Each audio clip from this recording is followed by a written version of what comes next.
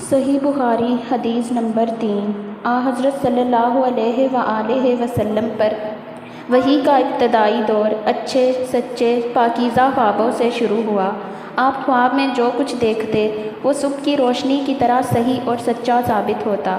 پھر من جانب قدرت آپ تنہائی پسند ہو گئے اور آپ نے غار حرا میں خلوت نشینی اختیار فرمائی اور کئی دن اور رات وہاں مسلسل عبادت اور یاد الہی و ذکر میں مشغول رہنے لگے۔ جب تک گھر آنے کو دل نہ چاہتا توشہ حمرا لیے وہاں رہتے۔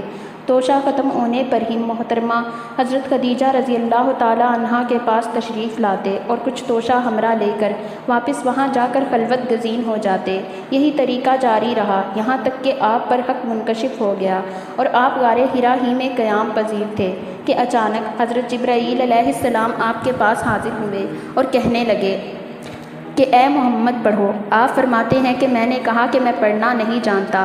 آپ صلی اللہ علیہ وآلہ وسلم فرماتے ہیں فرشتے نے مجھے پکڑ کر اتنی زور سے بھینچا کہ میری طاقت جواب دے گئی، پھر مجھے چھوڑ کر کہا کہ پڑھو۔ میں نے پھر وہی جواب دیا کہ میں پڑھا ہوا نہیں ہوں۔ اس فرشتے نے مجھے اتنی زور سے بھینچا کہ مجھ کو اس سے سخت تکلیف محسوس ہوئی، پھر مجھ سے کہا کہ پڑھ۔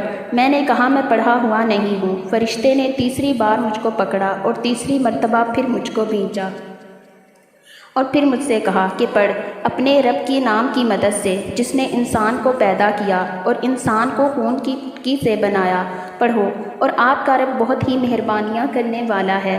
پس یہ آیتیں آپ حضرت جبرائیل علیہ السلام سے سن کر اس حال میں غار حرا سے واپس ہوئے کہ آپ کا دل اس انوکھے واقعے سے کانپ رہا تھا۔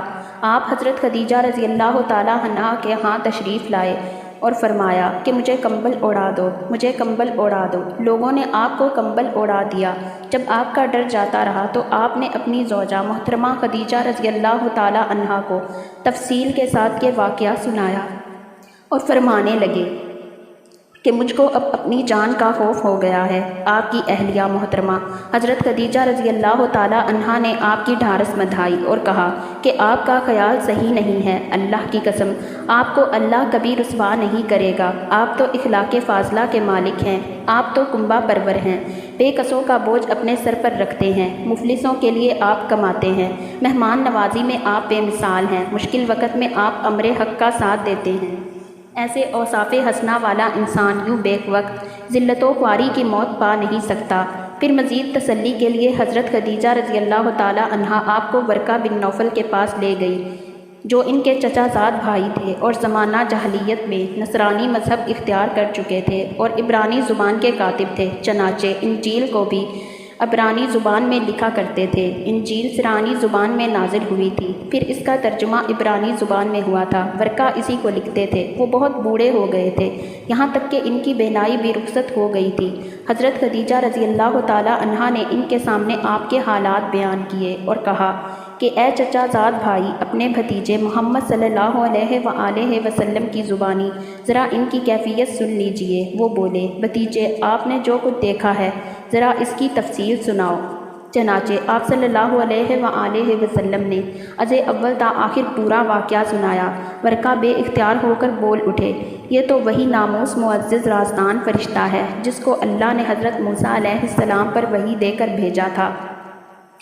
کاش میں آپ کی عہد نبوت کے شروع ہونے پر جوان عمر ہوتا، کاش میں اس وقت تک زندہ رہتا جب آپ کی قوم کے لوگ آپ کو اس شہر سے نکال دیں گے۔ یہ سن کر نبی کریم صلی اللہ علیہ وآلہ وسلم نے تعجب سے پوچھا، کیا وہ لوگ مجھ کو نکال دیں گے حالانکہ میں ان میں صادق و امین و مقبول ہوں؟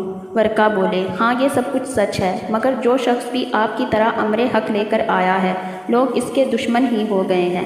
اگر مجھے آپ کی نبوت کا وہ زمانہ مل جائے تو میں آپ کی پوری مدد کروں گا۔ مگر ورقہ کچھ دنوں بعد انتقال کر گئے اور پھر کچھ عرصہ تک وحی کی آمد موقوف رہی۔